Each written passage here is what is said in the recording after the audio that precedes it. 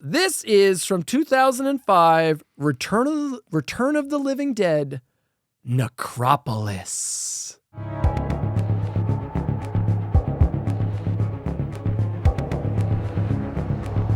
This is my number 6. Number 6? Did I say 6? Yeah. This is my number 5. Number 5. I'm like, it's so bad. I mean, it should be number 6. Since I have 6 written, so I think subconsciously I was like, okay, so it's worse than the worst. No, I like that. That's your number 6 pick. It's my 5. I think this is the worst in the series. I went 4. Okay, so you think Rave to the Grave. That's okay, right. all right, Yeah. Interesting. Okay. I'm kind of I'm fine with it. It really makes no difference. So there's a huge gap. You go from like 93 into 2005, right? The question is why? Why bring this back? Yeah. And I know the answer. Some producer thought they could milk whatever juice was still flowing from the original one. They thought, there's still a little bit of milk in this cow. There's some name recognition, definitely, right? Yeah, we can crank out a couple of shit straight-to-video fucking things, and Return of the Living Dead will be on the cover. Jackasses will fucking buy this. Yep. And that's it. It's just shameless. Yeah. These are shit. They're just so... I'm going to get in the plot. I'm going to do like... Don't worry, guys. I'm not just going to not do our job. We're going to thoroughly go through them. But we could be justified in not doing our job on these ones. These are... the closest comparison I have would be when we did Hellraiser, and you got Hellraiser Revelations, a film that was shot in a weekend at some fucking producer's mansion. And it's like, well, this isn't a Hellraiser movie. Right. But you did it because you had to retain the rights. Like an ash can version. Yeah. So it's the same situation of like, I don't know that it was to retain rights. Maybe it was, maybe it wasn't. But it's just like somebody was trying to milk this dead cow. Right. And these are borderline not really even films. They're both fucking messes. So it goes Necropolis and Rave to the Grave is the second one. We're going to discuss Necropolis first. Rave to the Grave is supposed to be the sequel of Necropolis, but even that's very clunky and messy. Yep. And they were filmed simultaneously, which I like. Normally when you do that, the reason is because it's such a big production, like Lord of the Rings, The Matrix, that it's more cost effective to shoot them at the same time because you can reuse a lot of the same sets. People are still in costumes. Like it takes time to restart up a production, right? So when I read like, oh, they were filmed back to back, I'm like, these productions must have been so big. They needed to do it that way, Mark. That's how big they were. No. What makes you say that? I don't understand. Big surprise that was not the motivation. And actually, it makes them worse, right? Because knowing that they tried to not only milk you for one, but milk you for two out of essentially less than what you would get from one movie. Oh, this is unforgivable. These are ambitious, big budget, feature length films, Mark. These are terrible, trash-ridden pieces of garbage. Is Mark right? Am I right? Let's find out. Let's get into the plot of Necropolis. So it opens with a promotional video for a new company in the franchise called Hybritech. It's like some mega corporation that handles everything from military weapons to toxic waste cleanup to frozen TV dinners. Yeah. I did kind of think that was a little bit funny. That was kind of clever. It reminded me of RoboCop, like the ads in the RoboCop movie. Yeah, very satirical. I was like, okay, well, I see you, Necropolis. I'm like, this is an okay start, right?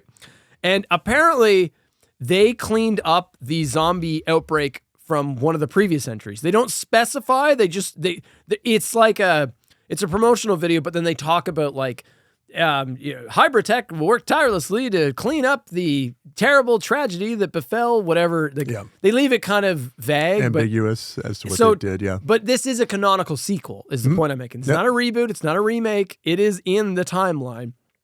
It could take place, I guess, after any one of these entries. Yeah. But let's just say it was after 3. Sure. Why not? We then get a title card that looks like something that I did in high school. I'm not kidding when I say that. It's like very low standard font, pre-packaged video editing software. It looks cheap. Yep. Looks bad.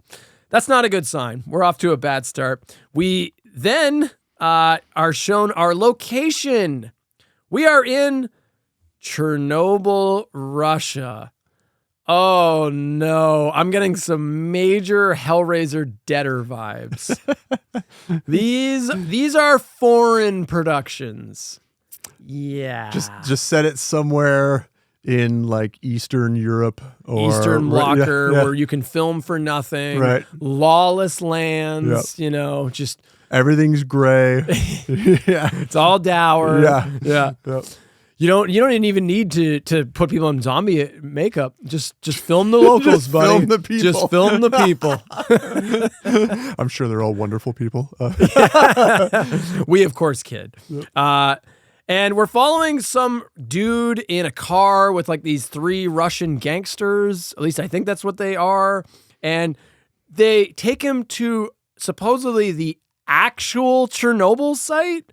And the guy's like, Chernobyl? And then one of them's like, don't worry, the radiation here is nothing now.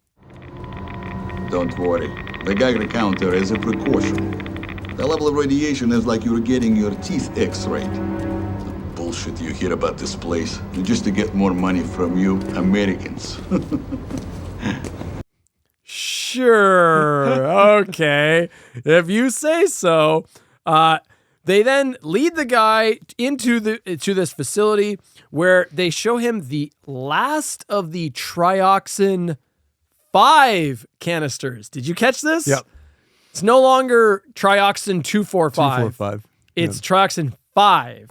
Now, do you think it's different, or is this just a slick way of just calling it? I'm glad you bring that up. Yeah. I don't care. Yeah. No. Yeah. So I had that thought and was like, oh, maybe this is like the Russian knockoff version of what the U.S. was working on. And I started thinking about it, and then I went, wait a second. I don't give a shit. Why do I? This movie fucking sucks. Yep. Who cares? Yep. So, yeah, no, I don't care. And then, so then one of the mobsters goes to move one of the barrels and immediately gets contaminated by like ooze seeping out of one of them. And he turns into a zombie in like 2 seconds. Yep. Remember in the first, like basically the first 3 films, but like more so the first 2, when you got exposed, it took a long time for you to turn into a zombie. Yep. You got sick. If for you a got, while, right? if you get bit, you get turned immediately. But if you get exposed, no, it took a while for you. It's like it slowly kills you and then it kind of reanimates you. Yeah, no, not in this lore. No, you just instantly turn. So he gets turned into a zombie in like 2 seconds. And then it awkwardly cuts. And now it's like a dream sequence. And there's like a car crash. And then some kid wakes up. So I guess it was his dream. Like we don't, it feels like they cut away from that first action scene. They don't really resolve it right. And then we're just, now it's like, okay, no, that happened. All right, now go to this. Yep. It's like, okay, that's not how you resolve. You got to finish the scene, not cut halfway through the scene. But high quality picture we have here. absolutely. Yeah. So then we're introduced to our new protagonist, Julian, played by John Keefe, who I know best from Return of the Living Dead Necropolis. I was thinking to myself as you started this, like, oh, this is going to be rich. He actually knows this person from something? No. Julian lives with his pyromaniac little brother and Uncle Charlie, who's like, Uncle Charlie. Uncle Charles is one of the guys that we've seen already. Yeah. Right. Yeah. He was the shady guy that was with the Russian guys at the beginning. So I guess he survived that scene. He's trying to buy the stuff, right? He was trying to buy the trioxin barrels from these Russian shady gangsters, not gangsters, military, not military. I don't know. It's Black all vague. market guys. It's never Yeah. explained. Yeah, these black market dealers. He's trying to buy the trioxin, and it's revealed that like Charlie works for Hybritech. So seemingly he brokered a deal to buy the trioxin barrels for under the orders of Hybritech. Yeah, that's what I got. And Hybritech makes like they're a weapons manufacturer. Well, again, So this isn't military. It's because no, I don't. They're not military. They're operating outside the military. I got kind of like an umbrella corporation feel about Hybrid Tech. Hold that thought. Yeah. Hold that thought. Yeah. We'll get to that. Yeah, we'll get to that. I have another question. Why do the Russians have these shocks and barrels? I don't know. Why are they there? I don't know. You know why they're there? Because they had to shoot the movie there because it was cheap. So they had to. They're just like, yeah, they're there now. Might as well use Chernobyl. I mean, everyone's heard of it, and you know. We're then introduced to Julian, some of Julian's other friends. There's Becky, who's kind of like she's kind of like the cute klutzy girl next door. She's played by Aimee-Lynn Chadwick, who I also best know for her role in Return of the Living Dead Necropolis. I'm sensing a theme here. A running theme. Yeah. Julian and Becky head to school, where we're introduced to the rest of Julian's friend group, whose names I didn't bother to write down because who cares? Who cares? And they're just like, it's like a couple hot chicks, a black guy, and some jock guy. Yep. It's like, all right, as stereotypical as possible, like as it can get. While in science class, Julian gets triggered leaving the room, and this random guy delivers some exposition with a pretty bad line reading. A very unfortunate part of the scientific process is failure. In simple terms, you cannot make an omelet without breaking a few eggs. Hey, where are you going? Get back to your seat, please. What's going on here? Julian's parents were two of the volunteers that died last year at Hybrid Tech. They were in a car wreck. Yes, sorry, madam. Charlie has these horrible memories of his parents dying in an accident. Do you remember that? It's like he delivers the fucking exposition, and so it turns out the dream that we saw of the two people in the car accident, that was Charlie's parents. Right. Yeah, that was just to explain that. So it's also revealed that one of the girls in his friend group that I think is supposed to be Julian's love interest, I don't know, who cares, she works at Hybrid Tech in like security. Yep. Because, you know, this high-tech place would hire a 17-year-old. a little high school girl to be security. Right. That's how that works. Yeah. Mark, does the military hire like high school girls? Sure. To do military, like to do security, like on bases? Oh, and you shit? got it.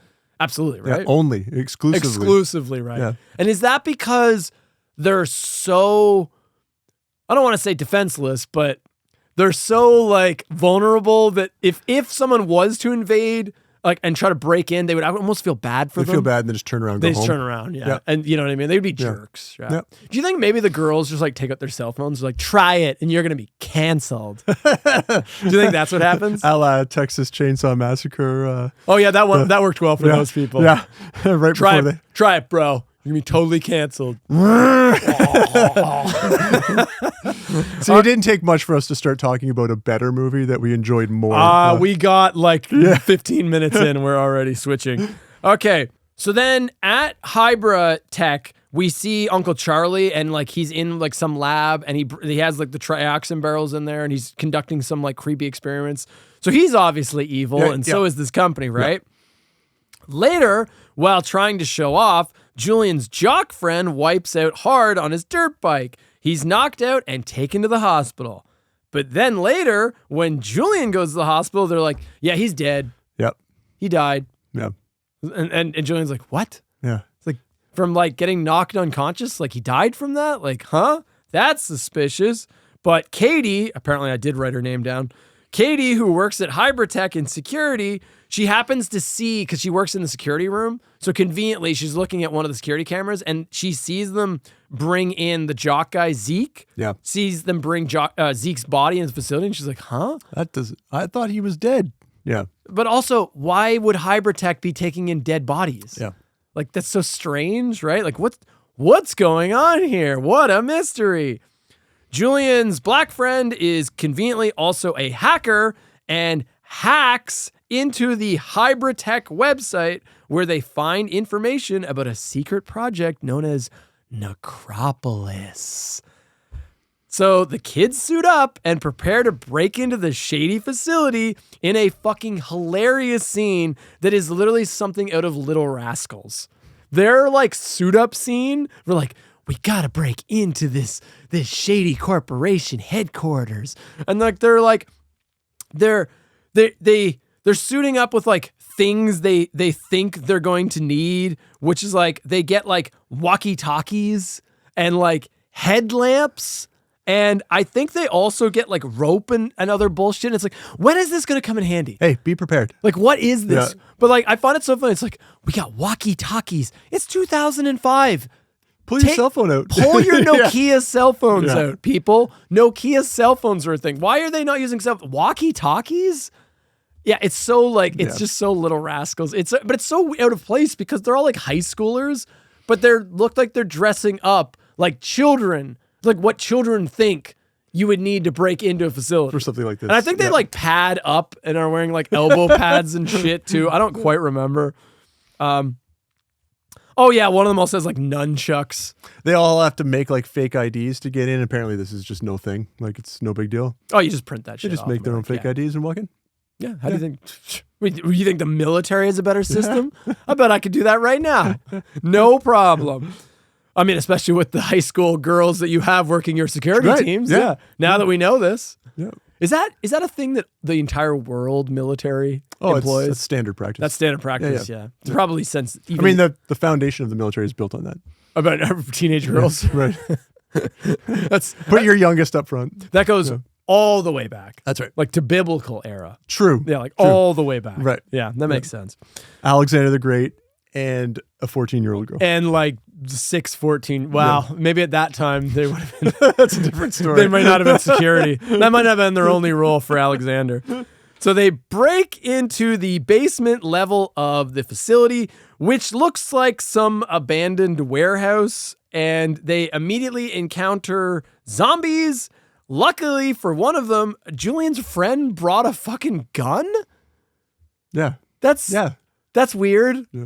Like, Mark, if you were ever out with your high school friends and you guys went on this adventure and like, you know, your friend Ryan just like out of nowhere is like, dude, don't worry. I'm packing. I got my dad's gun. That would I'd be like, dude, put that fucking away. that would be scary, right? Yeah. Yeah, right. Yeah. So, but no, he brought a gun. How he got the gun? I mean, this guy must have shitty parents. I have no idea, but he was able to get a gun, sure. Yeah. And the only reason they had to give him a gun so that they could do the next thing, which is he shoots and kills the zombies. And he uses the gun to easily shoot and kill the zombies. What? Yep. That's not how Return of the Living Dead zombies work. Yep. These zombies are different now. I mean, I guess that's that knockoff trioxin, right? Yeah. That's that Russian-made trioxin. It's only trioxin 5, right? Yeah, it's not. You're missing the 2-4. Yeah. Yeah. The 5.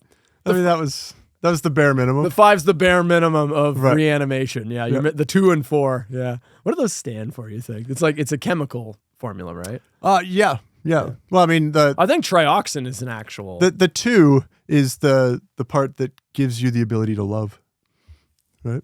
Well, wouldn't that be 3? But notice 3 isn't in 2, 4, 5. Yeah.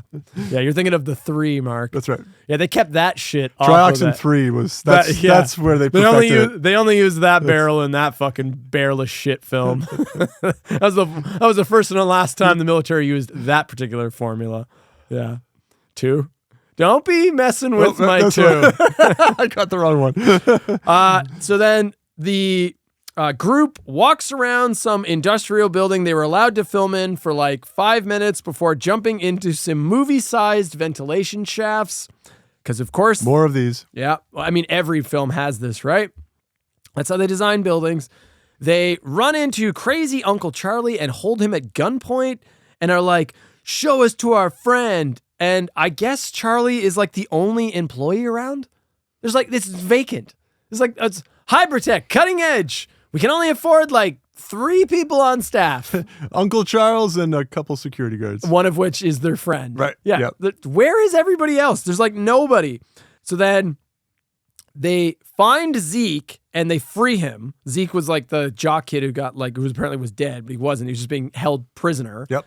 And Julian's like, why are you guys doing this? And Uncle Charlie's like, what else? World domination, of course. You people are gonna burn in hell for this. Now that's where you're wrong. I think what we're doing is quite humane. Eventually, we're going to phase out our human subjects and replace them with this cloning program. It'll be Hybridtech's finest moment. What is all this for? Isn't it obvious? World domination. What's everything ultimately for? Yep. I hate this. This is so lame. And then for literally no reason, it's like, world domination. Yep. Okay. Sure. Yeah. That dude makes perfect sense. Right. I mean, now that he says it, I'm like, yeah, okay, that's why you're doing this, right? Hybridtech's obviously trying to conquer the world. What other motivation is there? There is nothing else. No, you know what that is? That was some jackass screenwriter thinking he was being clever. He was like, what if I made the villain say the most obvious motivation? That would be hilarious, right? Yeah. But it's not clever. It wasn't clever, okay? It's not clever. It's not good. So then, for literally no reason, they're like, because remember, they have Charlie at gunpoint, like crazy Uncle Charlie, like evil Charlie, right? The kids are like now holding him captive, and they're like, tell us what really happened to Julian's parents. Ask him what really happened to your folks, Jules. I bet he knows the truth. I've already explained it. There was an accident. Accident, my ass! He's lying, just like he lied about Zeke. Do you know what happened, Uncle Charlie? I've already told you, Jules. Your parents were in a car. Bullshit! Tell him the truth. What?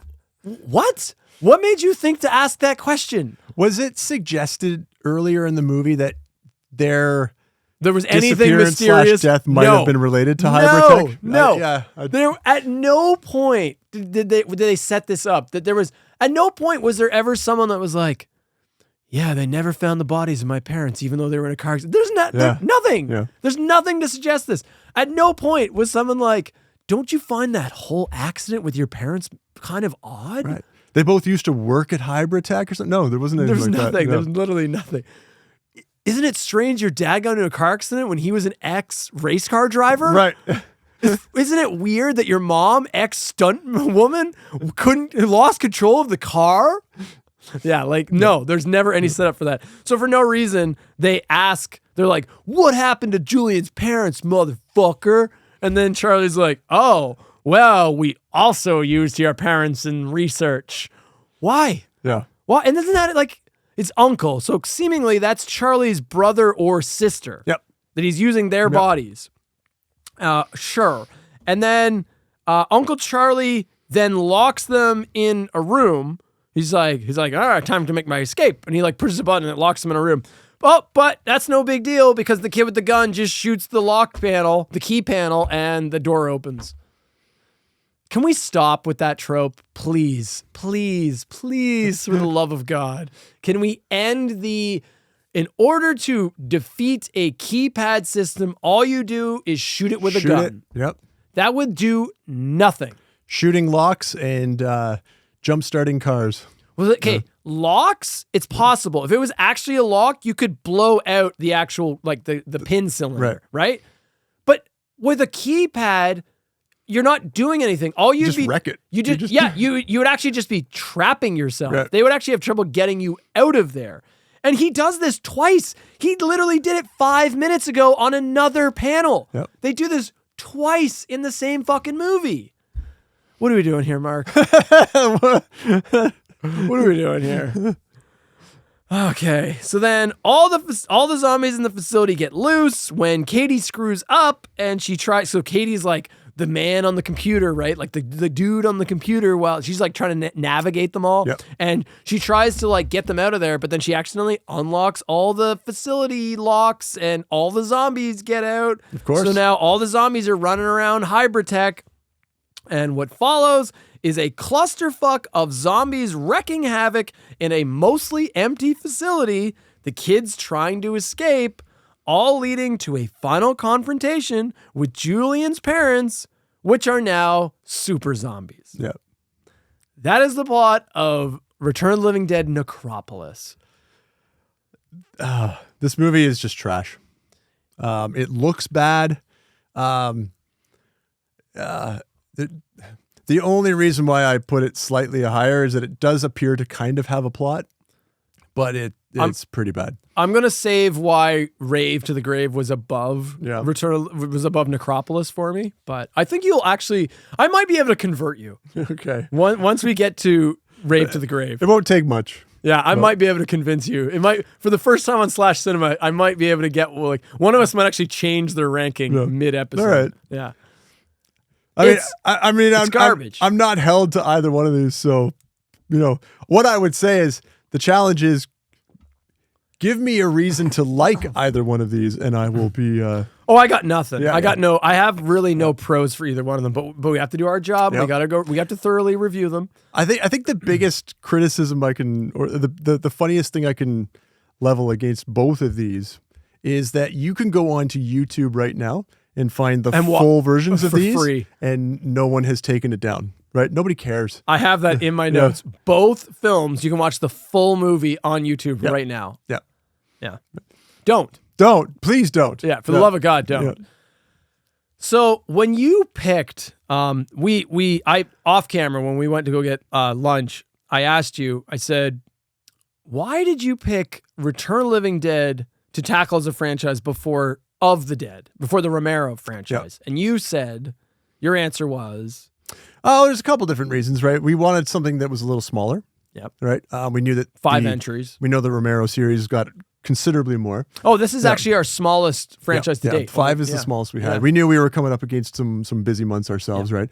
But also, there's the potential for these things when we don't know a lot about the depth of them, right? I'd seen the first one, right? I knew that I wasn't a huge fan of the first one, but it was a big enough name that I figured maybe they can recover something with this. They didn't. So what you unfortunately didn't know is what I knew, which is I knew that these piece of shit films existed. Oh, I did not. So I knew when you picked Return, I mean, eventually we would have had to do it, but when you picked Return, I just went, oh. Because I already didn't like 3. Because remember, I had seen 3. I didn't know about 2, but I know fans don't like it. And I knew these, I'd never seen them, but I know they were going to be piles of shit. Yep. And so I was like, okay, cool. So I get to rewatch Return of the Living Dead, and maybe 2 is something. And that's kind of what I had in my head, because I knew the rest of the series was just going to be painful for me. But well, now I feel a little bit better knowing that I tortured you with these. At least I went in not knowing what I was walking into. But I knew I was about to walk into a fucking death trap. Yeah, you didn't know the fire pit that was ahead of you. Right. I had to see it off in the distance and then still begrudgingly keep taking steps towards it. So let's get into it. You touched on this already. It's straight to video shit. It doesn't even look good enough to be straight to video, though. Yes. So it's immediately right off the bat. It's bad.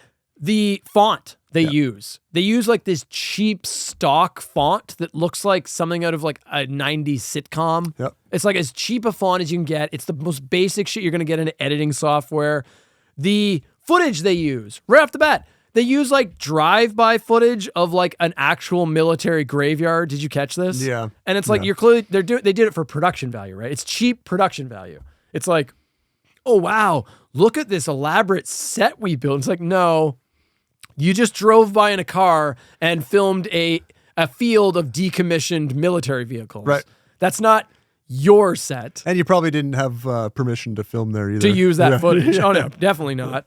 And almost the entire movie is filmed in like industrial areas and abandoned warehouses. These cutting edge hybrid-tech facilities. Right. Yeah, this is top of the line. As soon as they went into the facility, because I was at first, I'm like, because I'm always like, give it the benefit. I was an independent filmmaker. I guess technically still am. And like, I've made a lot of short films and like, high school things and productions and those sort of things. And like, we had no money and you film where you can film and it is what it is. So I always want to give these guys the benefit of the doubt, right? I'm always for the scrappy, what can you do with nothing, right? You get a Hellraiser Judgment. That guy had a vision and he is able to pull off some shit. He used what he had and he cared. Yes. Right? Enough to... You get a Hellraiser Revelation, it's just nothing, right? Yeah. So in somebody else's hands, it's just shit. These are both just shit, unfortunately. They weren't capable of doing it. The whole movie looks cheap. It's very digital looking. It doesn't look like it looks like they use like the same lenses for every camera because every shot just has a flat digital look to it. I don't know if you noticed this. The colors all seem wonky. Just washed out as well. They're like the contrast is way off in like every shot. So it's ugly looking. Yeah. I don't want to just keep fucking, but it's ugly looking. It's low quality looking. It doesn't look like it's even up to direct to video standards. It looks like a high quality fan film. Yeah. That's what I would compare it to. This looks like something I shot in high school. I got this. This ass is mine.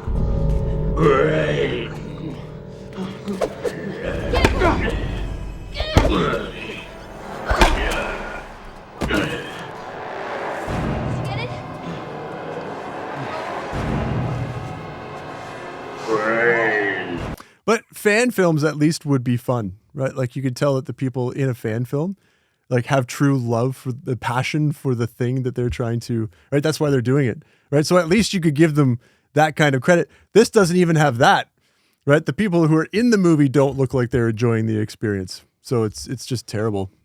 Yeah. The producers of this movie were the deepest, biggest fans of Return of the Living Dead that have ever existed. Did this have producers? Yeah. Somebody had to give some money. Did this get produced? Brian Usna directed these. So this is a Stuart Gordon, Brian Usna team. Yeah. This is what I would call a runaround film. Hear me out.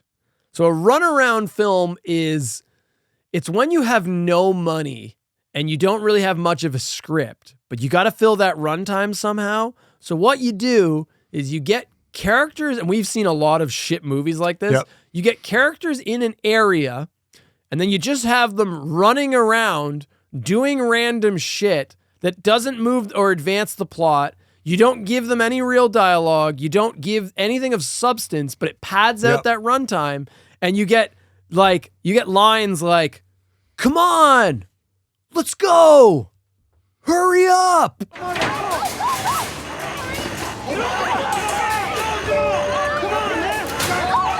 Let's go! Come on! Let's go now! Carlos, come on, man! Carlos, come on, man! Hurry up! Let's go! Come on, this way! Come on, let's go! What are we gonna do, man? It's over! Do something! Head for the roof! Come on! I got the cables! Like, you get that kind of dialogue. I have a note in here. My God, they spend so much screen time just moving through the Hybritech building with nothing really going on. With nothing to do. I guess the producers had a hard enough time filling the meager 88 minutes of runtime that they had. So yeah, you're exactly right. It's just a runaround. Right. That's it. Yeah. Yeah, runaround. I like that. Runaround movie. Runaround movie. Well, there's a lot of runaround movies, right? I mean, it's similar to the Forest films that were big in like the 80s, right? With like, no money, shoot in a forest. Yep. Instant production value, right?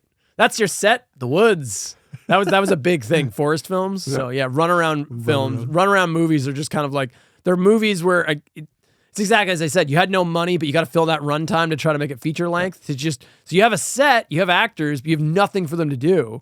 So I don't know. Just run to that door. Now try to get through that door. Now run down this hallway. Now there's no dialogue. It's just characters yelling at each other to hurry up or be careful, like just one line. Hurry up to get to nowhere. Right. Yeah. Exactly. Yeah. Mark, what do you got? Give us a point here. Oh, there's I mean, what do you got? At a certain point I started just capturing notes about ridiculous things that I saw in the movie. Please, yes. I would love this. What was the point of having the one girl slam her bicycle into the car for no reason? Oh, you're talking about Becky, her intro thing.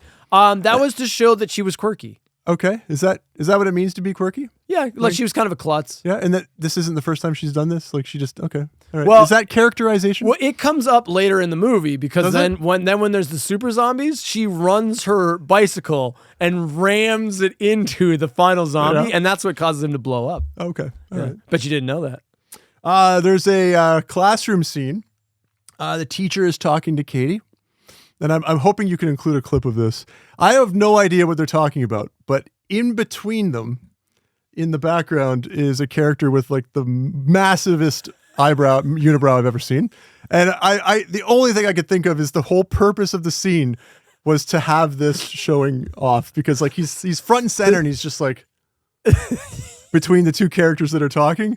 And I mean, this is very early in the movie, and I've already checked out. This is how you know you had zero interest in the movie, is you're just looking for weird shit. I'm noticing stuff in the frame. Yep. This is you know what this is? This is your nerdy black guy from Elm Street 1 that I caught. Do you remember that? Yeah. I was like, why was that nerdy black guy? Although Elm Street 1 I was invested in. Yeah. But for whatever reason, he just caught my attention. You just start looking past the movie. Like you're just looking for stuff, right?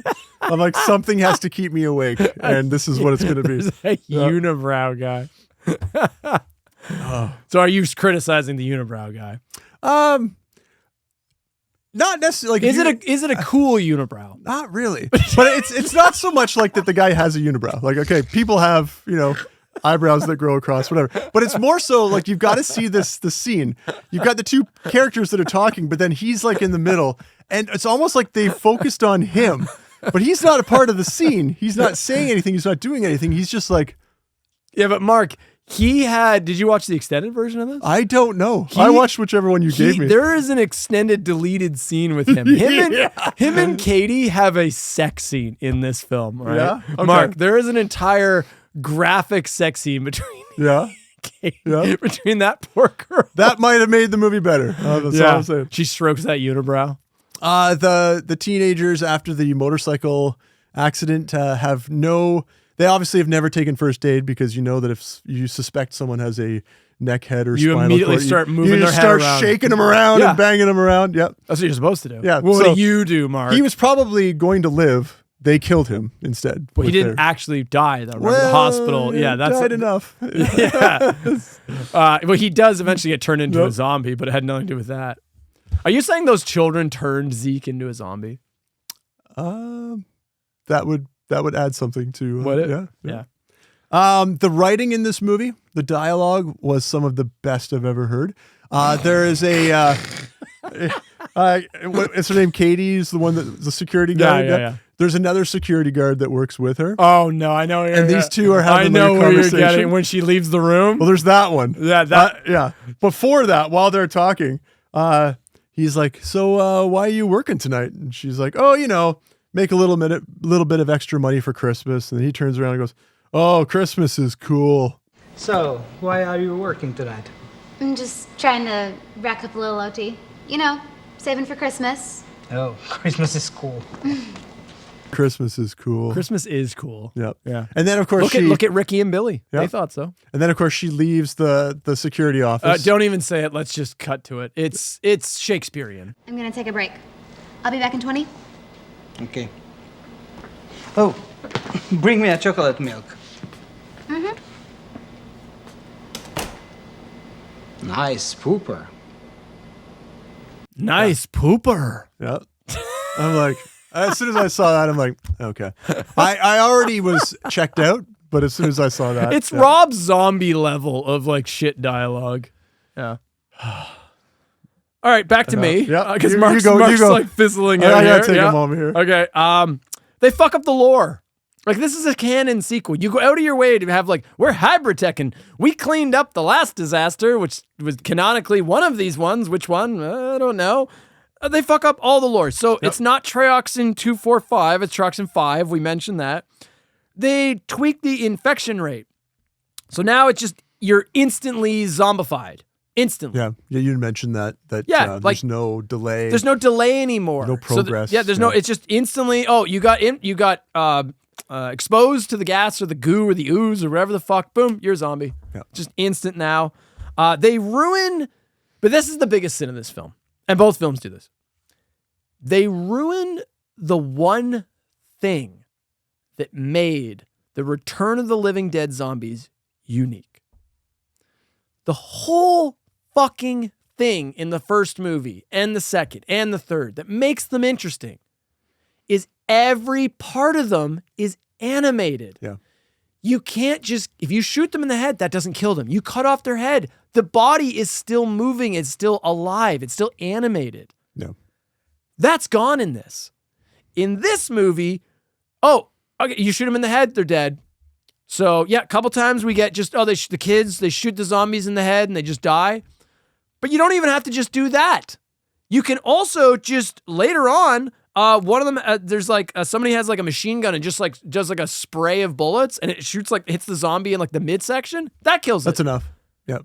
So now in this version, oh yeah, as long as you just shoot a couple rounds and the zombies, they die. So they're just people. Right. Just moving people now. So like, you know what I mean? Like, so what is hybrid tech even using them for? Like what makes them even special? Like in 3, the military thing made more sense because they were kind of unkillable meat machines. Yeah. But here, they're actually worse than people because they're also like kind of dumb. Yeah. Also, they go back. So now they're not cognizant anymore. Now they're just brain dead zombies. Although they can kind of talk sometimes, but only when it's convenient. Oh, sorry. No, only certain characters Yeah. because Zeke is able to talk and like is taunting. Yeah. He has like a showdown with, what was the main guy's name? Curtis? Who cares? Yeah. No, Curtis is from Julian. Julian. Yeah. He has like a showdown with Julian and he's like taunting him. He's like, rah, rah, rah, rah, I'm better as a zombie, you fucking asshole. Like, I don't know, but like he's able to talk. Yeah. So some of them can, but most of them can't. You know, they fuck the lore up. That's like, they just ruin it. And they establish this early on because like as soon as the first zombie encounter, right? Immediately, what do the kids do? It's like, shoot it in the head. Shoot him in the head! And then he does it, and then he just kills the zombie. And you're like, am I watching the same franchise? Like as soon as I saw that scene happen, I was like, huh? Right. I'm like, that's not how that goes. Like, trash. Yeah. Sorry, Mark, did you have a point? Just more nitpicks. Yeah, just more please, things that please. That's what this is about. There is a scene at the end where they're driving around in the yellow Jeep, and the yellow Jeep explodes, but you can tell they don't have the budget to blow up a Jeep. So they have this like explosion superimposed over top of the Jeep that sort of just drives through it. Because they couldn't afford to actually blow up the Jeep. So I'm hoping you could insert the clip because it just looks absolutely terrible. Like it is cutting edge filmmaking. Okay. Yep. Well, speaking of the budget, I know the reason they didn't go with the whole like, oh, if you chop its arm off, its arm still animates and moves around. The reason they didn't do it, they didn't have the money to do it. Yeah. They didn't have the effects budget to pull that off convincingly. So the easier solution is just, they're just back to kind of regular zombies, and when you shoot them, they die. Yeah. And then it also makes the ending very easy because what happens at the ending? The military shows up, and do they have to call in a missile strike? No, they just mow down all the zombies with machine guns. Oh, well, that was an easy cleanup. Yep. I mean, it makes for a very anticlimactic like moment, but yeah, the whole, they have no money to work with, so then you can't. But like that's kind of not an excuse at the same time because it's like if you didn't have the money to do the franchise, then just don't do it. Right. Like this franchise is unique for the way its zombies are. If you can't replicate that in some form, don't do it. And this franchise has some of the worst looking zombies in the or like this entries. movie. Yeah. Specifically 5 or 4 and 5. Yeah. So Mark, you touched on this. Let's get into this. This entire film is just a ripoff of Resident Evil. Yeah. Legit a ripoff of Resident Evil. Hybra is clearly the Umbrella Corporation from Resident Evil. They're like the shady corporation that's trying to push like a friendly image. On the surface, they are one thing, but literally underground or behind the scenes, they are something very different. Yeah, and they're making like secret biological weapons, right? Which could have been cool, except they did not use that idea effectively. They just, they couldn't afford to do the movie that should have been this, right? And they're trying to make like super zombies exactly like the Tyrant and Nemesis from like Resident Evil 1 and 3. We get Julian's parents, the big reveal. They get turned into the super zombies. And they're just so dorky looking. I said they're kind of Borg-like, but they also reminded me of the Cenobites from Hellraiser 3.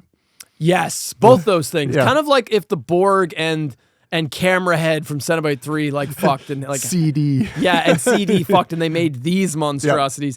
The father has like chain gun got, like, arms. Vulcan cannons for arms. Yeah, Yeah. but they're like chain guns. That's his arms.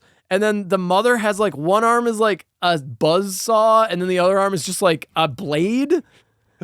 And like even they suck. But then they don't do anything. I know, with they do nothing. Because even they suck, because then like the mother cuts into this is cutting edge tech, Mark. Right. These are super weapons. They're gonna be able to take out entire squadrons. Okay? That's how good they are.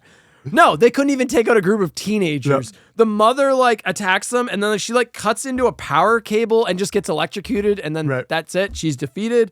And then like the big one, the father is just like firing machine gun fire like blindly, because that's effective. That's how you kill people. And then like Becky just is like and like throws a grenade, and then the grenade lands beside him and then just blows him up.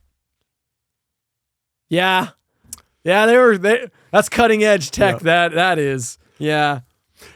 We talked a little bit about this when we were doing our last one at Hellraiser, right? Like that if you are a huge fan of this franchise, you must feel ripped off with these entries, right? That this is what you get. Because like, for example, I'm a big Friday fan, you're a big Nightmare fan. You know, towards the end, some of those entries, obviously don't hold up compared to some of the originals, but at least you get enough of them early on that you're like, okay, fair enough. Oh yeah, I right? still really like 5. Like Right. 4 and 5. Right. I love 4 and I still really like 5 and even 6. You only have 5 entries in this. I mean, there could be future ones. I think there's a new one coming this year. What? Yeah, I think there's a trailer for it, I think. Oh, it's just up. for fuck's sakes. Yeah. This video is already out of date. Yep, yep. Cool. Hasn't even come out. I didn't know that. Yeah. God damn it. So- Hopefully this is yet to happen. Yeah. So I'm going to say this now. Because it was inevitable that some franchise we tackle is a new entry is going to come out. Right. If and when that happens, and if you're right, and this is going to happen, apparently they're working on a new Silent Night, Deadly Night 2. Yeah. I suggest we do a separate video that is just a singular review of that entry, and then we slot it, and then at the end of that we decide, okay, had it been in our original ranking video, where would it end up? How on does our it list? change our original ranking? Yes, that's how we're gonna handle it. Nope, we got to do 7 hours again. No, I'm with you. Right? Because obviously It doesn't count. We have to rewatch all of these and the new one. start again. Okay. Yep. Yeah, that's fair. Declare a mistrial. Got to do the whole thing all over That's true. again. New evidence has come to light. Yep. Yeah. But yeah, you're getting ripped off. Yeah, if there's only 5 of these, this is the only media that you get for this franchise that you love, and 2 of them are these. Oh man, I feel bad for you. Well, I think you're getting ripped off from 3 because 3 to me is not really even a zombie movie. I mean, 3 is excellent. So it actually it starts at a decent rate, but then it kind of goes up. Then it comes right back down. Does it? Is that how that that's works? right. Yeah. It's that's the shape of that franchise. I mean, it's like they give you the greatest gift before they just take it all away. Mm-hmm. Right, yeah. Yeah, that's how that is. Yep. Yeah. See, these are zombie movies, and that is about a military, some sort of creature thing. I want to know what bioweapon. love is. I want you to show me. I want Melinda Clark to show me. Yeah. I don't really have anything No, else. I have one more point. Yep. I found this so funny. So like Julian's parents, right? Like imagine you're Julian for a second, okay? You're young. You probably haven't felt this in years. Right. Correct. I want you to really try to remember. Yeah. So imagine you're Julian. You grew up, we don't know when his parents died, but let's say they died when he was maybe a little bit younger. Yep. But he's got no parents. The only person in his life is Uncle Charlie. That's his only real father figure, familial person. I mean, he's got his weird little brother, but he gets no screen time, right? So his family structure is just that. You find out that your uncle is actually crazy and has turned your parents into some sort of super zombie bioweapons for some project. Yes. What is your reaction? I mean, Uncle Charles is a detestable individual anyway, right? Right, So but I don't think, if you were Julian, yeah, you'd probably react a little. yeah. They look like machines. What are they doing to them? They're making uber soldiers in here. What better man to fight a war than a man whose only mission is to destroy all he sees? Man, we gotta get the hell out of here, man. Let's go.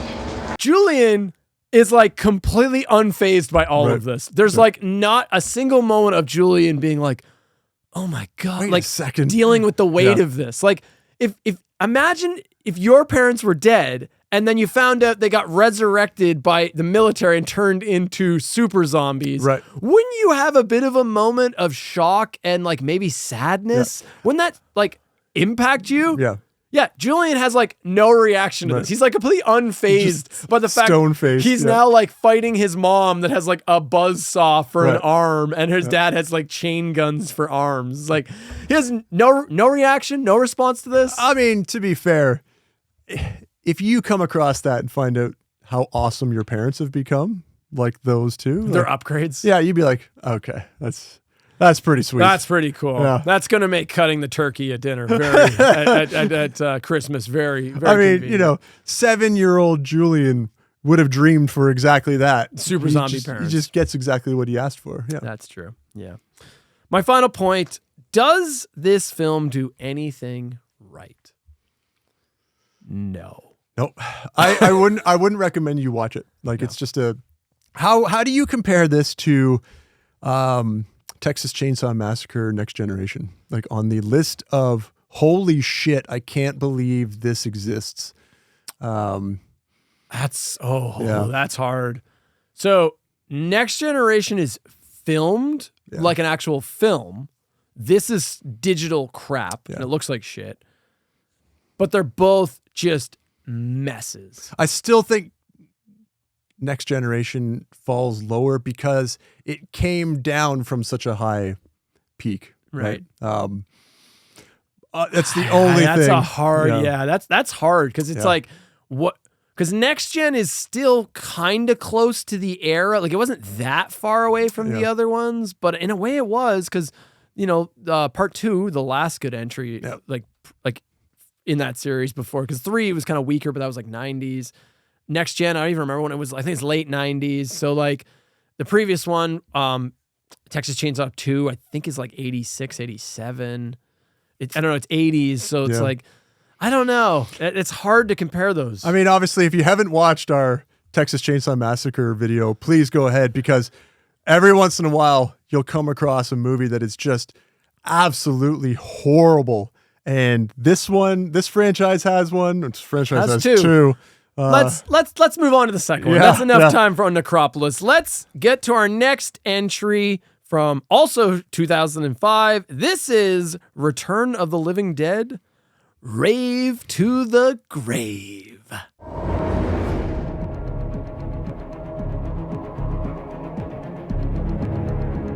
This is my number 2. Get out. You're such a loser. This is my number 4. It edges out Necropolis for me, literally because of 2 things. It's number 5 for me, but you didn't care. Yeah. Well, allow me to try to convince you. Okay. Rick. Allow me to try to convince you. So let's get through the plot here. So at the end of Necropolis, when the shit has hit the fan, Uncle Charlie, like, the facility has been overrun with zombies. The military shows up. He manages to like slither out with the barrels somehow. Yeah. He like gets a truck and he like throws the barrels in the truck and then he like gets away. And that's at the end of Necropolis. So that's our stinger to set up the sequel, right? Rave to the Grave. So it opens with a title card that, again, similar to the previous one, it looks exactly like a preset from like a video editing program. Like, it doesn't look like anybody made. It's just like looks like one of those preset title intros you would get in like one of the Adobe suites, right? very cheap looking, shall we say. And then we follow up on that stinger of Charlie getting away, and he's now trying to like sell the trioxin barrels. Right. Which is like, what are you doing with your life? What?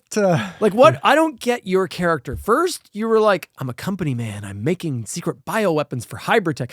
We also never really get, who is Hybridtech? Like, Hybridtech is just seemingly Charlie.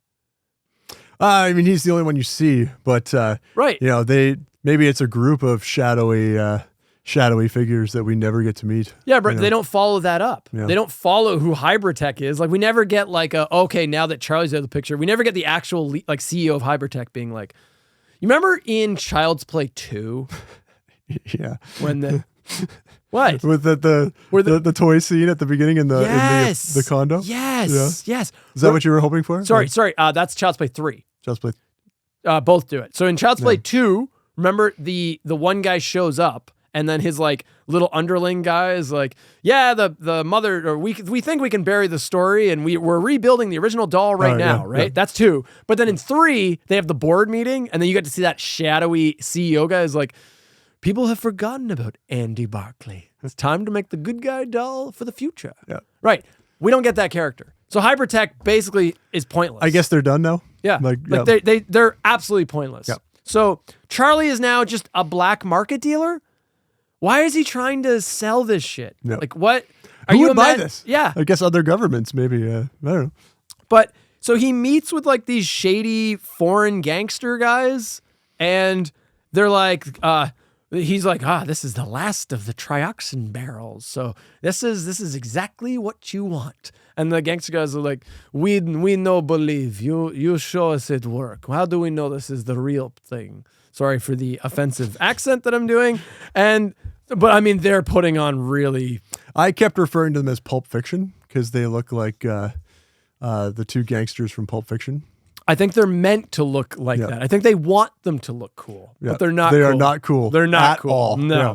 So then Charlie's like, all right, fine. And then they conveniently, I guess they met at like a morgue. So then they go into the morgue and then Charlie uses the gas on one of the corpses, but it doesn't work. Or at least it doesn't work for a couple seconds and then it does work. All of a sudden, yeah. And like, why are they surprised by this? Everyone in the room's like, oh, it works. And it's like, why are you surprised? You were hoping it worked. Right. The reason you're buying it is right. because your reaction is not right. You wouldn't be surprised. You would actually be elated. Yeah. But like, they're all like, oh my God, like, what do we do? Like, there's a zombie now. It's like, well, what did you think was going to happen? Yeah. That's what you wanted to happen, right? So then the mortician kills the zombie who comes to life and we get a really lame line. Did you catch what the mortician says? No. Help! Sorry, Mr. Houston! Oh, okay. No. You didn't have the right to do that. You don't get to do you that. You can't touch the... Fuck right off. Yep. Uncle, in the chaos that then ensues, like all the bodies start coming to life in the morgue. Uncle Charlie is killed, and then the gangsters shoot some fat zombie while trying to look all cool. I think they even like shoot him like turning their guns sideways. The whole movie they do that, and then they just walk out of the room. Cut to a high school or college campus. I wasn't sure at first, where we see cheerleaders and a boys soccer team warming up. We get reintroduced to Julian, quirky Becky, and we meet a new girl, Julian's love interest, Jenny. Julian gets word that his uncle is dead, and this bums him out. Why? Again, remember this. Why are you sad about this? He may or may not have been directly involved with your parents' deaths, but he was certainly involved with the super zombie process. Right. Using their corpses for weaponry. Yeah. Yeah. The uncle that turned your parents into super zombie bioweapons and was also an ecological terrorist. Shed a tear, man. Yep. Shed a tear. Yep. Yeah. Moment of silence, please. Yep. Yeah. Like, yeah. But like literally, it's like the one guy comes up to him, he's like, oh, I'm really sorry, man. And then like it shows Julian, he's like, you should be partying at this point. Yeah, right. It's like, what do you care? He should have just been like, he was a piece of shit anyways. Back at his home, Charlie finds a hidden room in the attic. Jenny then shows up, and I guess she just lets herself in. I mean, this is like a movie, TV show trope where people just... rather than film the dick around of like ding dong and like, oh, hey, come on in. It's like, it's more convenient just have characters walk into frame. It's the same reason why you never hear anyone say goodbye on a phone and then hang it up. They just hang up on people. Right. Makes sense. Because it takes too much time. We don't have time for this shit, Mark. We got to get to that 80 whatever 88 minutes. 88 for minutes. this one. All right, I that's think good. No, actually. It was 88 minutes on the last one. Ooh, this one is 95 minutes. 95 minutes for this. It doesn't earn those. It does those not 6 earn minutes. those extra minutes. Yeah. It's supposed to be 89. It has to be a minute under 90. So back at the house in the attic, Charlie, like him and Jenny, they find like this hidden room. And so I guess Charlie was all in the hidden room. It's like Uncle Charlie's like secret little stash of more trioxin barrels. For such a limited thing, everyone seems to have a ton of this stuff around. Right, but it's like, so I guess he was lying to the gangster guys he was trying to make a deal with, where he's like, oh, this is the last of the barrels, except the other 5 at my house. Yeah. Okay, sure. So then Julian and Jenny speculate on what the barrels could be, because which I also found this a little strange, where I'm like, okay, this is a sequel to Necropolis. Was there not a shot where they saw what the barrels did? I would think that he would know 100% what this stuff does. But I guess maybe there wasn't a scene in Necropolis where he saw the actual barrels. Maybe he didn't. It's possible. Yeah, I guess so. I don't care enough. I don't know. I do. This is yeah. You find out, you let me know. All right, we'll do. And then they're like, what do we do with this? And they're like, Julian's like, I know. Let's show this to our nerdy friend Cody, who I think was the hacker, the black guy from Necropolis. It's the same guy. He carries over, yeah. Okay. So part of the thing that they're like, well, what do we do with this? They see the barrels, and you remember on all the barrels, there's always the military number. Call this number in case of emergency. But the numbers are like scratched off, right? What would you do, Mark, if you found something that you knew probably was dangerous and it had a number, but the number was scratched off? Who could you call? You can't call anybody at that point. I mean, there's nobody you can call. Absolutely, if the number has been scratched off. Yeah. No civil authority. That's right. Is going to be able to help. They can't. They absolutely can't. So the best thing to do would be take it to your friend, your nerdy friend. Yeah. He's going to know best what to do. He's got first year chemistry. That's enough. University experience. So. Yeah, I'm sure it's fine. Yeah. Why wouldn't you just call the cops? Yeah. Like anybody. Literally just call the police and eventually it would get to the proper channel. Right. Like, get the fuck out of here. So then so then we cut to a party where they confirm this is college because they reference frats and sororities. So I was like, oh, okay. So, because I wasn't sure at first, because I think in the first movie, they're just high school kids. I think we've time skipped a little bit. Yeah, but I will also say, just as an aside, it's tough to tell. I can understand why you would be mistaken, because some of the characters look like they're in their 20s. Some of them look like they're in their 40s, like the two stoners. They look like they're my age. Yeah, but I mean, it's college, right? So some people just some people just drift. Yeah, I guess some so. People just drift. Yeah, some people. Haven't you seen Van Wilder? It explains everything. Some people just stay forever. They just stay there forever. Yep. Yeah, Okay. College students for life. Yep. So then Julian and Jenny find Cody, take him to the trioxin barrels, and they're like, take this back to the chemical lab and check it out. Meanwhile, I guess the gangsters must have suspected that Charlie was full of shit because they're headed to Julian's house to look for more barrels. And the scenes with these two are just fucking unbearable. Yep. They're doing the whole like funny accent, goofy gangster trope. I've seen this done in other things. It's not endearing. It's not funny. It's much like you bitched about how 1 and 2, you don't really like that they're in on the joke and they're trying to make it like, comedic. Yep. That tone worked for me. This is too far. You're trying so hard to be funny and it just sucks shit. Once we go home heroes, there's nothing more than pussy discotheque, caviar, and a swimming pool with a big slide.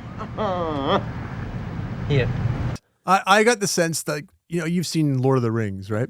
Lord of the Rings kind of takes itself pretty seriously, but you have Gimli, who's there as kind of like the comedic relief. Right. Yeah. So, you'll have a serious scene, but then Gimli will say like a funny line and kind of bring the tension down a little bit.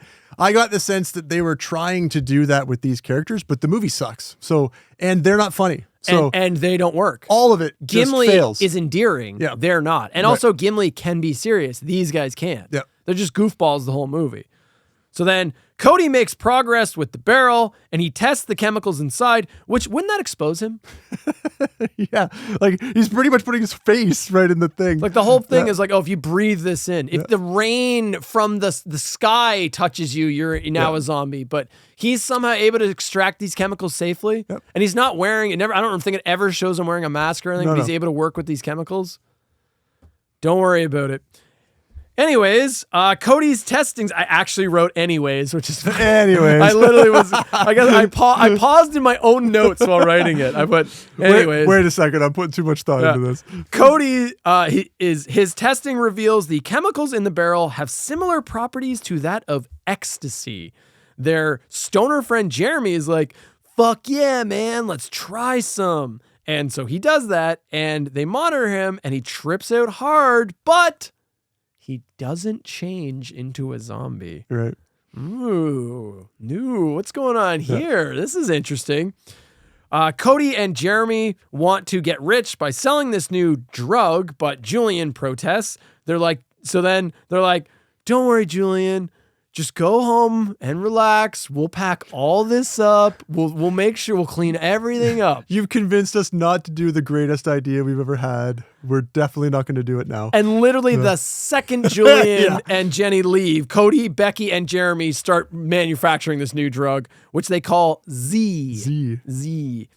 They then make a deal with the campus drug dealer. And I love that there's just a campus drug dealer. And it's so like on the nose. It's like this shady guy in all black, and he's got like a long trench coat. He opens the trench coat, and it's just all these different types of drugs stitched into the liner of his coat somehow.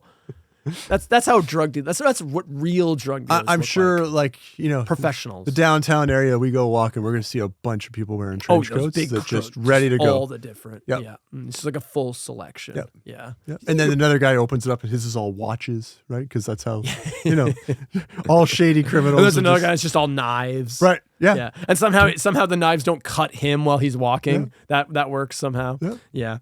So they make a deal with the campus drug dealer, and we get this little montage of the drug dealer doing what drug dealers do best, distributing the product all across campus.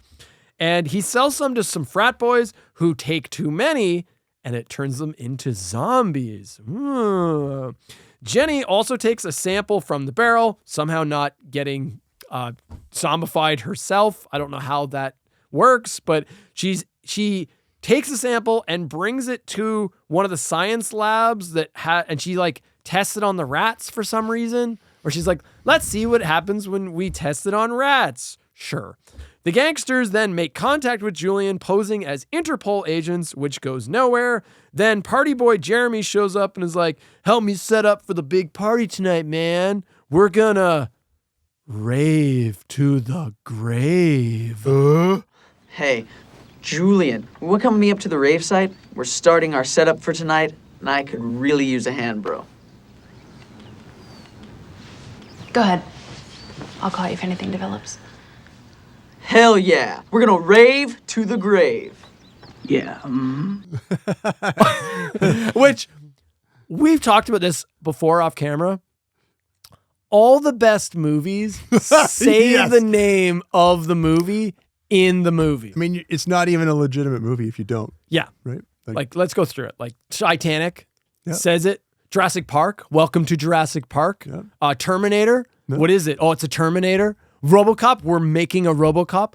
All the Alien. What is that thing? Some sort of alien. All the best fucking movies say the name of the movie. Lethal Weapon. We'll have to register you as some kind of lethal weapon. All the best movies say their title in the film. I'm pretty certain they said like it's a mad world. Absolutely. Yeah. Star Wars does. Yeah. These are the Star Wars. These are the Star Wars that we're fighting. Yeah. We're off to the stars to fight wars. The War of the Stars. Yeah. All the best movies do this. Yeah. Jaws. And this is just another one in a long line of cinema greats. Yeah. Classic movies that, We then get a montage of them setting up for a huge Halloween rager. Becky and her boyfriend showed up, now zombified, and they tie them up and they get like a couple of random stoners to take them to the hospital. Yep.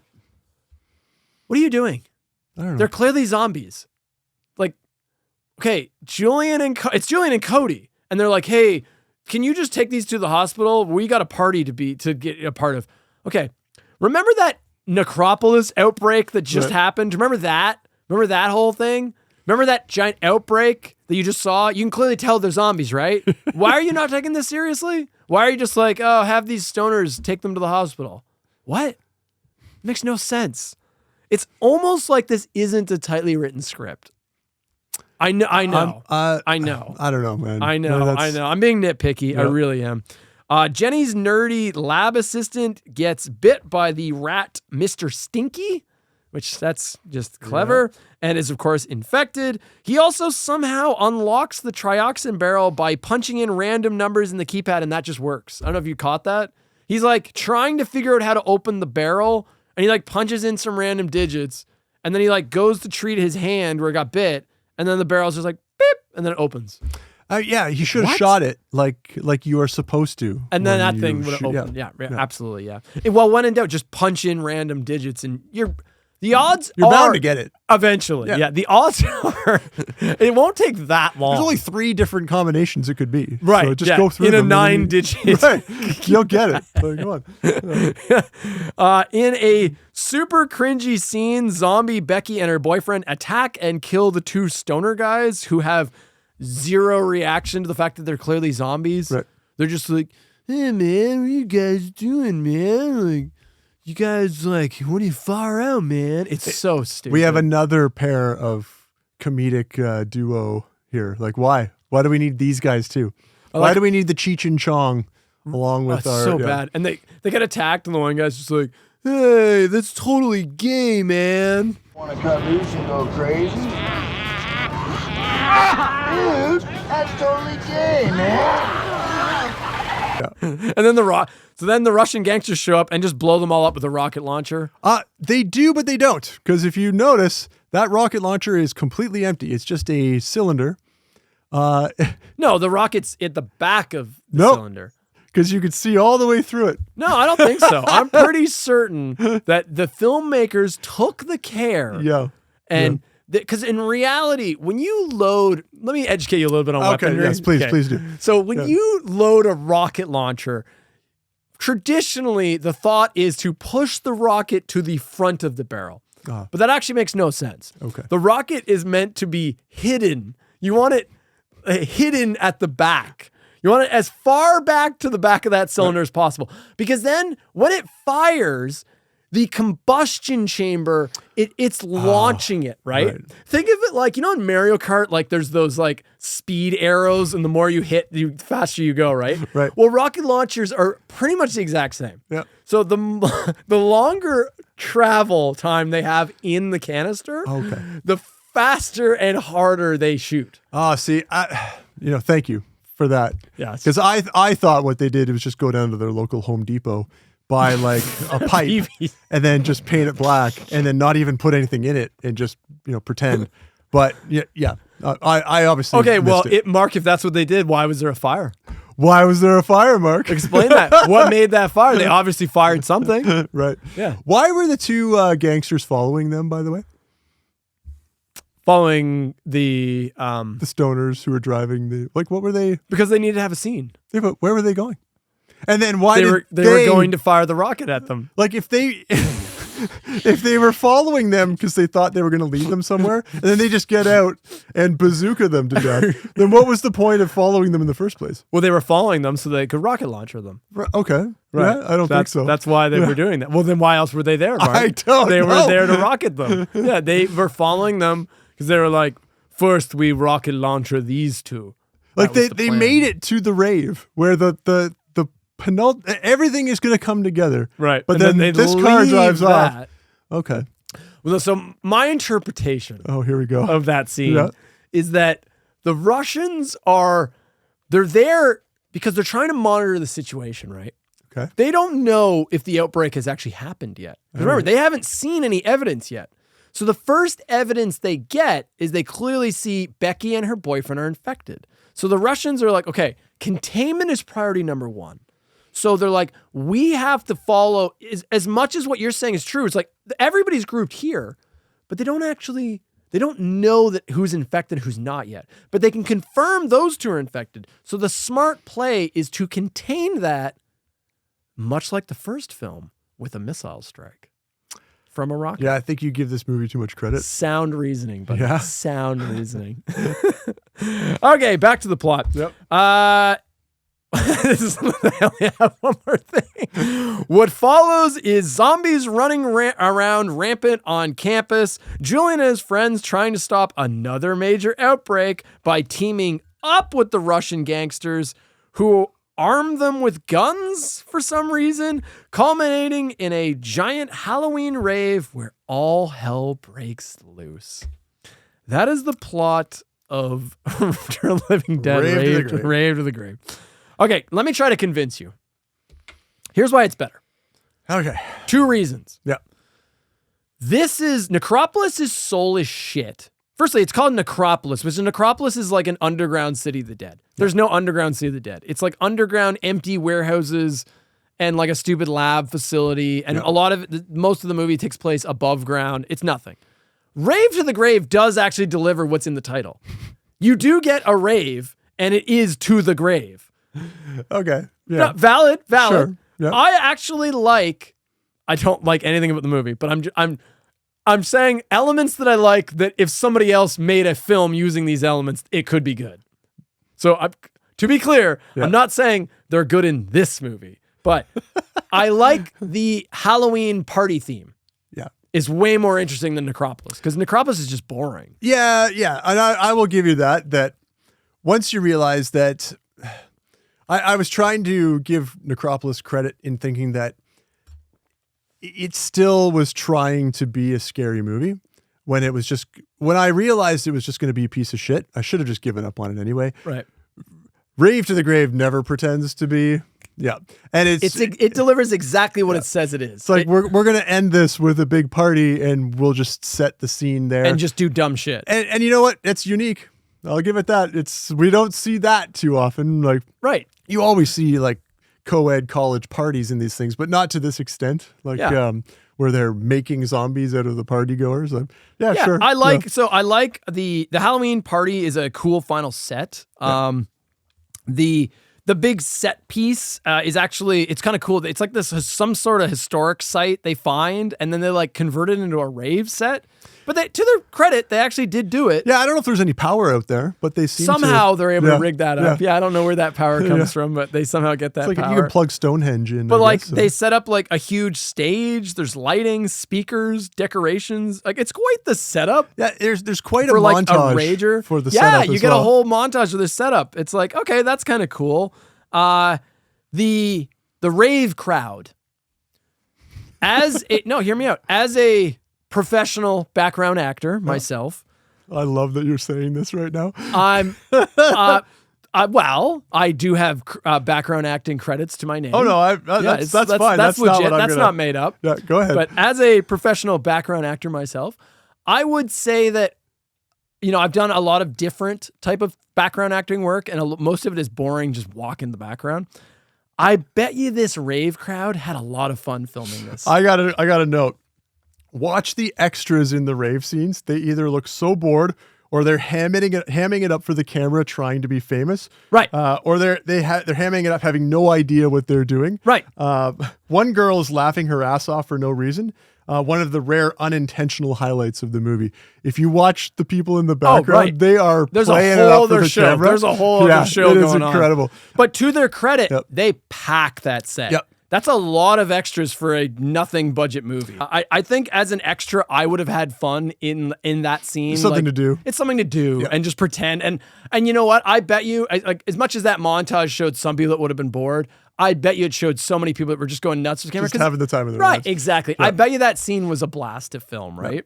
And I also want to point out all big parties do this. This is a very trope in media. Once you got a big party, there's always the hot chicks dancing on platforms and or cages. Right. Who hired them? Have you ever seen that? No, no. Yeah. How do you get them there? Yeah. Like, who hires these hot chicks? Yeah. Is it just a thing that if you put a cage and suspend it above the dance floor, eventually some hot chick just Someone will find it? She makes her way into that cage and then Or are you stays there hired the for whole that? night. Like, is that Right. Yeah. So that's my question: is who is hiring? All movies and TV shows do this. Every time it's an elaborate dance party, there's always the dancers. Now, do clubs hire professional dancers for like background type ambiance type things? Sure, for sure. Yep. Are they on platforms and in cages and balls and elaborate things? Like they always do this shot. I mean, maybe that's a common thing and we just don't know it because we spend our time here doing this shit. So we need to go to the rave to the grave. Right. We need to go to we more need to rave get to the out, grave. get beyond these red curtains Yeah. here and do something. Well, that's one of the few elements in the movie that works for me. I Yeah. think the rave is a fun set. I like the idea that because it's a Halloween rager, the zombies blend in. Yeah. So people can't You tell. can't really that- tell. They think it's people in costume. They're like, great costume, man. Yep. That's kind of fun. I have a question for you. Do you think they came up with the name of the movie and then created the movie, backwards from there? Oh, absolutely. Like they're like, hey, rave to the grave sounds cool and it someone's rhymes. like- So can we build how about we create a movie where the zombies are at a rave? Like, yeah. Yo, yo, yo! F your money, grab your honey. If you're single, then you mingle. Tonight's the night, it's Halloween. And this is the place where it's hip to be seen. You gotta say fuck it and misbehave. So, take a smile on your face from the rave to the grave! Like, because that's the way to do it, right? That's how you make a movie. You A start title with film? the title and then you build the whole production around, what is it, 4 words? Rave to the grave. And the is a periodical, so it's That's debatable. right. That's even a word, Yeah. but Yeah, the whole movie is based on that. well, how do you premise. think Spielberg came up with Jurassic Park? He obviously was like, Jurassic Park, what a cool fucking name. Yeah. Like, I'm gonna make a movie or about he dinosaurs. he took the Michael Crichton book and just the book that came out after the movie. No, it was a novel. You mean the adaptation of Jurassic Park, It wasn't the movie? an adaptation, you dink. It is. Crichton? No, he wrote the book. No, that's the official. He's adapting what you saw Yeah. on screen, Mark. Ladies and gentlemen. The fact that I had you going for a second. What do you think of the drug idea, Z? I mean, if it's gonna be set at a rave, then it has to be based on drugs. I right? don't mind that Yeah, though. it's I don't fine. know. It's That's fine. fine. It's stupid. It's fine. It was a unique, creative way of getting it out. Yeah. In a way that was different from what they've done. And I kind of like the idea that's like, okay, if you take it ultimately, no matter what, you're fucked. It's going to turn you into a zombie. Yep. But the more hits you take, the faster that process is. So Jeremy only takes like 1 or 2 hits. He takes like the whole movie to eventually turn into a zombie. Yep. The frat boys immediately just down them, get turned into zombies instantly, right? See, It's kind of a fun idea. The sad thing about this movie is that the cheesy element of this worked better for me than the original. It's just that this movie is so bad that they don't get any credit for that. If they had actually made a good movie, this might have actually been an incredible movie to watch, right? I think similar to part 2, I think a big missed opportunity was like, man, keep that shit on campus. Yeah. I mean, the rave is a cool final set piece. We don't get enough time on campus. I wanted more shenanigans of I want to see the zombies spread out on campus. They get some okay shots, There's a few cringy shit though, like similar to the, oh, sorry, Mr. Yuzna. Do you remember the coach's name? Get out of here! Hey, Coach Savini, where are you going? Coach Savini. That's right. Yeah. You don't have license to do that either. Please don't do that. Yep. Please stop doing that. It's not clever. Yeah. I have a question for you. Do we get to add DJ Jerry J to the Turk the Jerk, JP Monroe Who is this guy? Hall of Fame? The DJ? I don't remember him being particularly he memorable. was pretty scummy. Yo, yo, check it. This is DJ Jeremy J, keeping this wax spinning and giving a shout out to the lovely ladies from Delta Kappa for keeping them high beams on. Oh, very nice. Very nice. That's what I'm talking about. Your mama should be so proud. There's So not Jeremy. So the other guy. So I don't remember the other guy. The DJ, his name I believe is Jeremy, but when he's announcing himself on the stage, he calls himself so it is DJ Jeremy. Jerry J. What did he do that was scuzzy? So I think the first time we meet him, he's being like an all-around, just absolute detestable He's individual. just being like a boy. Yeah. So how dare he? Yeah. He's being a cool dude. The first thing I thought of was, oh, Justin's gonna love this guy. Like, I don't love anyone in any of these movies except maybe I don't love anyone in any of these movies. I don't love anyone. Yeah, like the first one's got some fun characters, but not in the later ones. Okay, so I'm trying to win Mark over here. I have one more point, and I think I'm going to get you. Okay. So we've got campus setting, way more interesting than Necropolis. Yep. And by the way, I think I'm right. I think in Necropolis they're in high school because I'm certain they go to a high school setting. He's sitting in a high school class. Fair Second one, they're on college campus. College is way better than high school. Agreed? Yep. Way more interesting setting. We've got a big rave. That's a way better final set piece than whatever the fuck warehouse they shot this in. The drug motif is more interesting than Necropolis just is nothing. It's just like the barrel exposure. Yep. The drug is a unique element. Yep.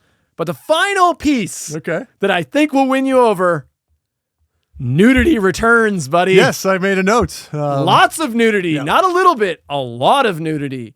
We get like at the beginning, there's the party chicks at the frat party, like they're flashing their boobies. We get the raver girls who get their costumes stolen. They have to show their tits because the film requires it. There must be nudity. They had a certain amount of boobs that they needed on screen. There was a quota to hit, and God bless them, they hit it. And gosh darn it, they got there.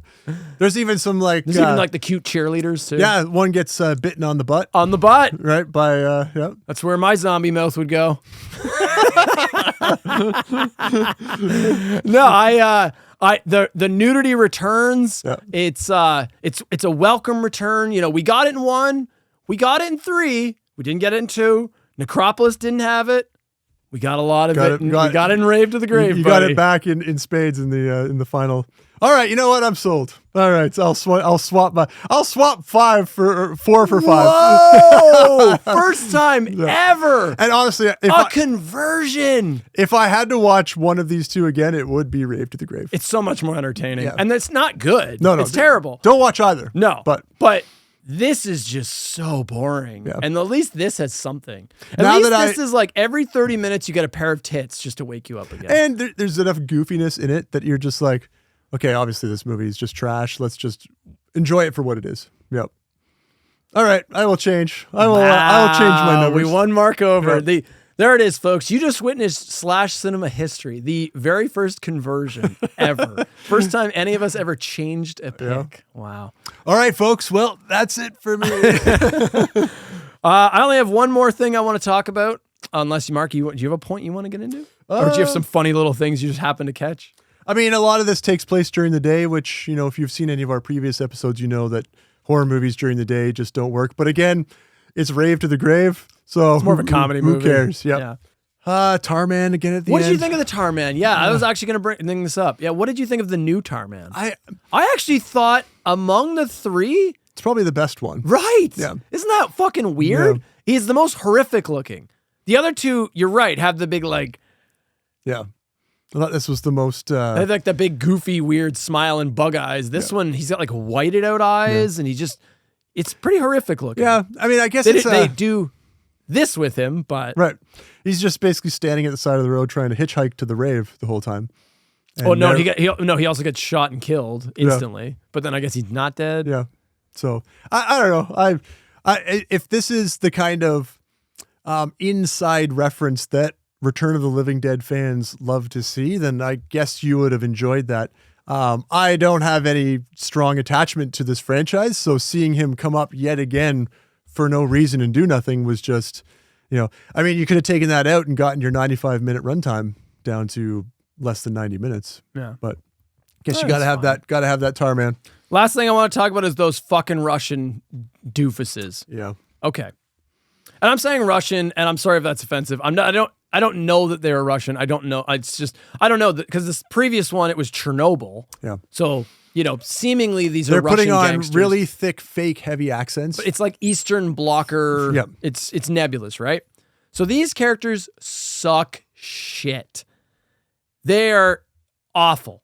All of their dialogue is awful. All of their scenes, all of their comedic relief scenes are just terrible. What do you think?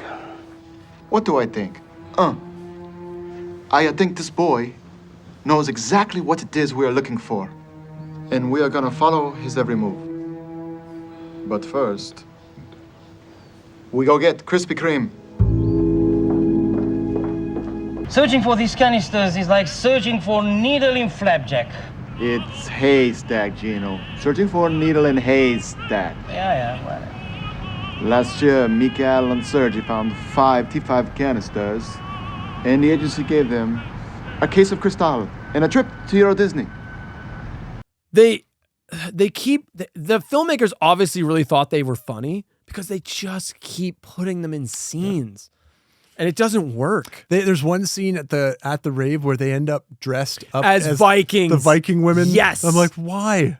What are you doing? Yeah, so they're like, we need to blend in with all of these young cool kids. Let's go get costumes. So they steal those hot girls' costumes that are like Viking outfits.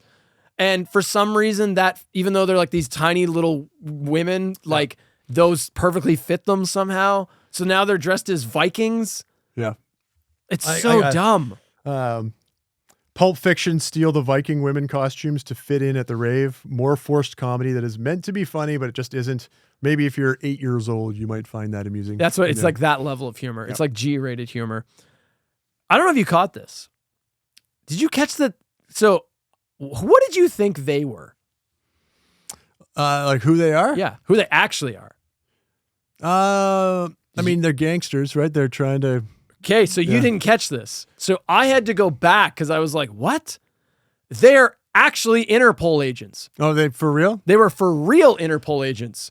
So then why are they trying to buy this stuff in the first place? So the way I interpret it was they're trying to get it off. Like they're basically just, it's like a sting operation? Yes. Yeah. They were trying to clean it up for Interpol. So it was an Interpol operation. So when they showed up at Julian's door and they're like, we are Interpol. And Julian's like, yeah, okay, whatever. No, they actually were. They actually were. And the only reason I know this is because at the end of the movie, they're able to contact the military directly. It's the only thing that reveals this. But okay, if they were actual Interpol agents, I don't know that actual Interpol agents would arm children with guns. Right. Just start handing them out and recruit them. So they arm the college kids with guns to help them on their mission, and they're not like. So like if they were Interpol, they would obviously have access to like actual professional weaponry, right? Yep. But no, they arm them with like assorted street hardware. Yeah. It looks like the type of, they're just like, they go into like the back of a grab bag of just like random guns. Here's some old revolver. Here you go. Take this. Yeah. I don't know that Interpol agents would do that. And like, case in point, Cody like shoots and kills one of the party goers and he's like, oops. Shelby, get down! Oops. I hope he was a zombie. Hopefully they were a zombie. Hope that guy was a zombie. Yeah. Yeah. Well, I mean, that's what would happen. Yeah. Yeah. That was kind of funny. Yeah. It's whatever. Very quick warning. If you do happen to be watching this and you are epileptic, do not watch the last like couple minutes because there's a massive strobe light scene that goes off at the end of the movie. Cut to that right now. Yeah, please be careful. Like it's pretty intense too. Like it goes on for quite a while. So if you are triggered by flashing lights, I don't think epilepsy is actually real. I think that's just like myth. I think that's more of a movie myth kind of thing. Our resident scientist, Mark, is it really so hard just to go like this? Is that well? But I'm telling our viewers, right? Right. You know, Team Mark, right. Looking out for the viewers. Close your eyes. As you get towards Do you know how you get over things?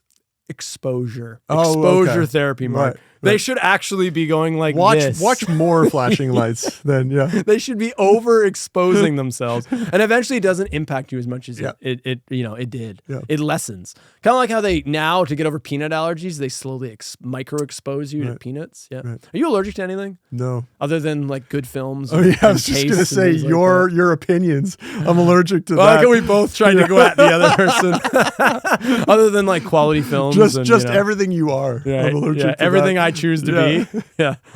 I don't care. I got nothing else. Yep. It ends in another military strike. Yep. It's a missile strike. It ends with the two actual Interpol agents. Apparently, they're just like destroy the area, and then they just like blow up the area. Yep. And conveniently, they live. They are there. No, but they live. It like kills everyone but them and the main kids. I think. Who cares? Yeah. It is a nothing movie with nothing characters, nothing dialogue, all set in a plain nothing plot, running around doing nothing. I struggled to get over the finish line with these two. Yeah. Yep. But it's now your number 4, buddy. You're right there. Hey, we matched on one, buddy. We matched on one. I'll take it. Yep. Every Slash Cinema, I think we've had one crossover. Yep. I don't think we've ever had an episode where we didn't match on one. We didn't match on something. Yeah. I think. I could be wrong. Yep. Fact checked us. Go back and rewatch all 30 hours. We're not going to do it. Yeah, no. I'm not going to do it. Yeah.